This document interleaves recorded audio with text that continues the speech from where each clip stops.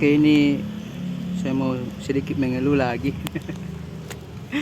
Jadi kan kemarin hujan di Makassar tuh, hujan ini HP ku yang biasa ku pakai ngojek tuh, ini HP ku masuk ke air. Mau menyala jadi cuma layar hitam. Jadi ya mau tidak mau mungkin kayak kena ke LCD-nya yang kena ini. Dan ya wajar lah, ini HP ku sudah jalan 6 tahun lah, sama tahun ini 6 tahun lah tuh ini HP ku pakai ngojek ini. Tuh. Sudah juga belikan LCD tadi. LCD nya itu harganya sekitar 160.000 ini LCD nya. Sebentar mau ku pasang tuh, ada juga temanku yang jago pasang LCD.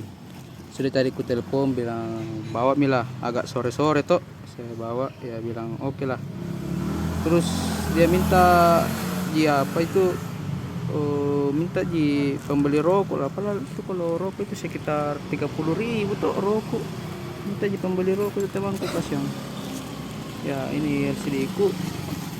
Sebentar saya mau pasang ini LCD ku.